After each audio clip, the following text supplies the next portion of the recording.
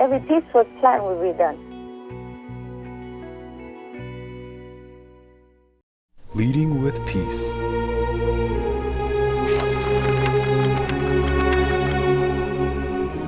It is only those who have neither fired a shot nor heard the shrieks and groans of the wounded who cry aloud for blood, more vengeance, more desolation. War is hell. Army General William Tecumseh Sherman, U.S. Civil War, 1861 through 1865.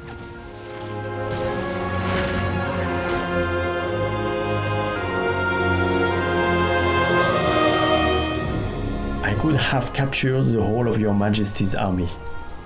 I contented myself with an armistice in the hope that this would be a first step towards a world peace. This is an aim which I cherish all the more, as it might be supposed that one nurtured and brought up on war would be more hardened than I am to the evils it involves. Napoleon Bonaparte, Emperor of France, later to King George III of England, 1805. I hate war as only a soldier who has lived it can, only as one who has seen its brutality, its futility, its stupidity. Dwight D. Eisenhower, 34th President of the United States, World War II General.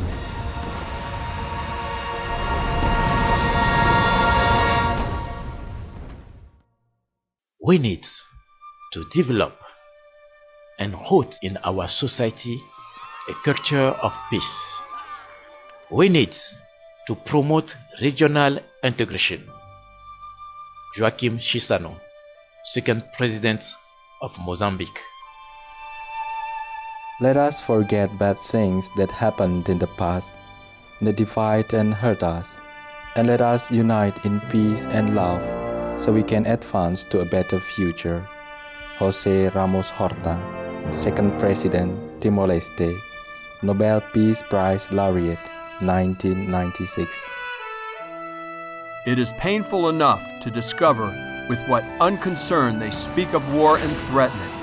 I have seen enough of it to make me look upon it as the sum of all evils.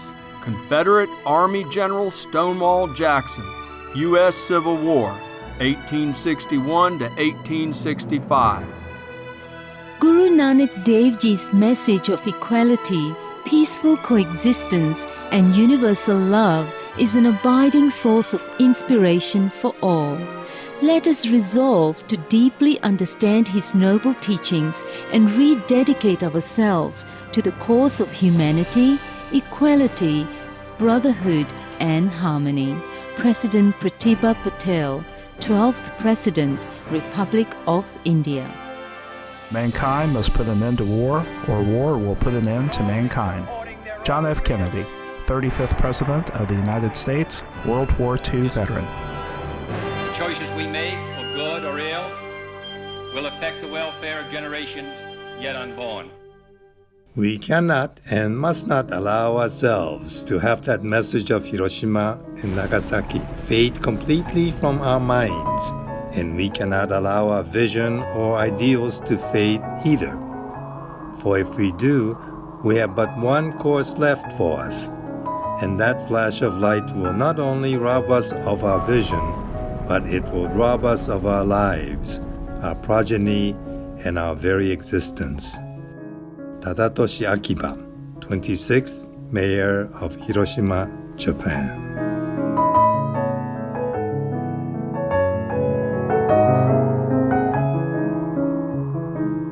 We will not learn how to live together in peace by killing each other's children. Jimmy Carter, 39th President of the United States. Peace is much more precious than a piece of land. Let there be no more wars. Anwar Sadat, 3rd President of Egypt. I call upon all Israeli leaders, regardless of their lines, to move forward toward this peace for the sake of our children and their children, for our future and their future. Yasser Arafat, first President of the Palestinian National Authority, Nobel Peace Prize Laureate, 1994.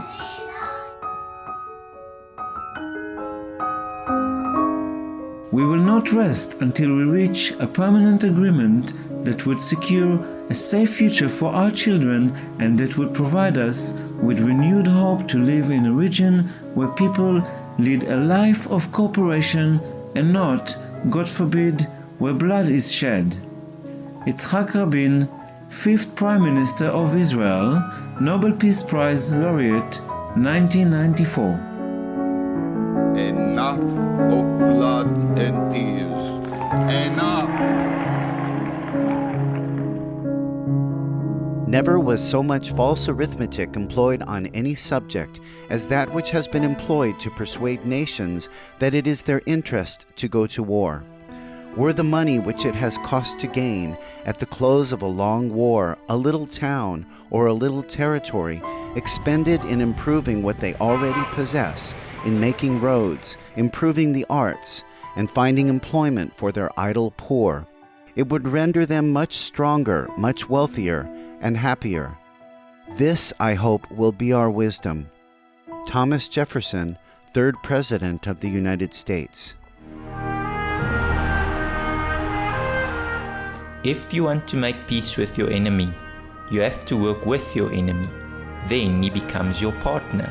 Nelson Mandela, 8th President of South Africa, first post-apartheid leader. Today, at long last, we are starting upon the road. I emphasize starting, which I believe will take us to lasting peace in our province.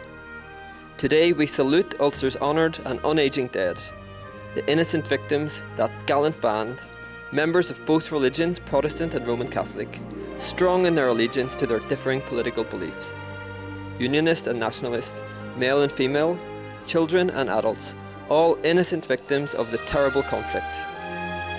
I have sensed a great sigh of relief amongst all our people who want the hostility to be replaced with neighbourliness. I believe that Northern Ireland has come to a time of peace, a time when hate will no longer rule. How good it will be to be a part of a wonderful healing in our province. Ian Paisley, 2nd First Minister, Northern Ireland. If we can contribute to peace and prosperity across the Taiwan Straits, the accomplishments would be historic. Ma Ying-jeou, 12th to 13th term, President of Taiwan, Formosa. Let us discuss a formal end to the state of hostility between the two sides, reach a peace agreement, construct a framework for peaceful development of cross-strait relations, and thus usher in a new phase of peaceful development. Hu Jintao, 6th President of China.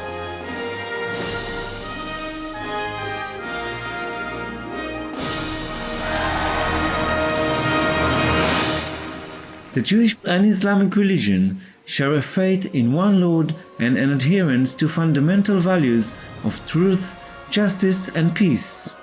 From this common ground, we believe beautiful fruit can grow. Our people have a long history of cooperation. Only peace can ensure the prosperity and well-being of all our people. Shimon Peretz, 11th President of Israel, 8th Prime Minister of Israel.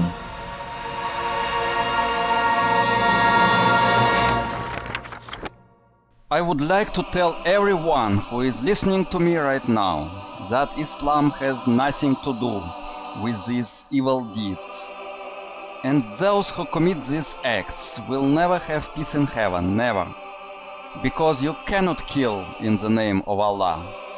You need to do good in the name of Allah.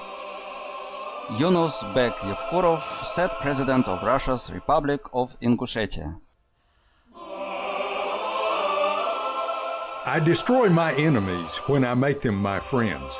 Abraham Lincoln, 16th President of the United States.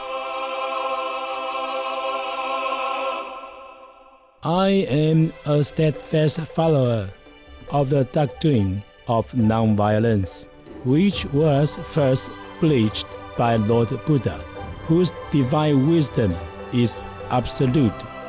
Tenzin Gyatso, 14th Dalai Lama, Tibetan spiritual leader.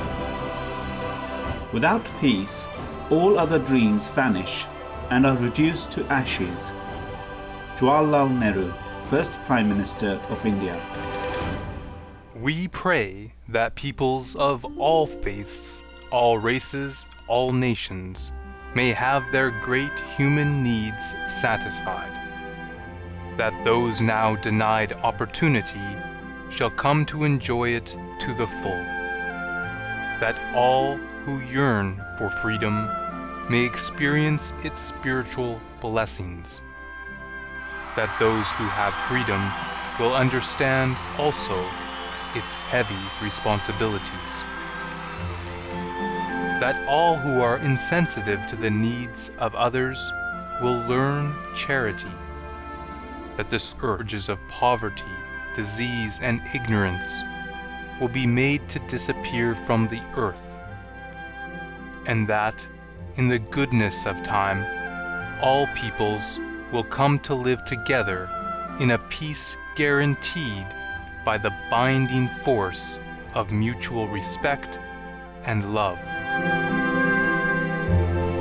Dwight D. Eisenhower, 34th President of the United States, World War II veteran. Learn from history. Learn from the lessons of love. Only love and friendship can foster love and friendship. Love expands. Fear contrasts. Then love unites, fear alienates. It's always like that from time immemorial. War strategy is easy. Just send everybody out killing each other. You know, all the youth, the beautiful, handsome, against another country's youth and handsome other natives. But love and assistance and help will always touch people's heart for a long time to come. If people concentrate all financial favor from God to help others, to help all the weak and needy country, you don't have to fight. You will win all war.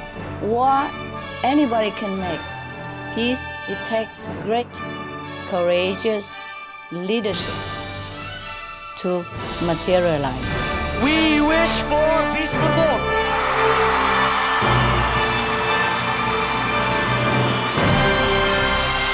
Leading with Peace.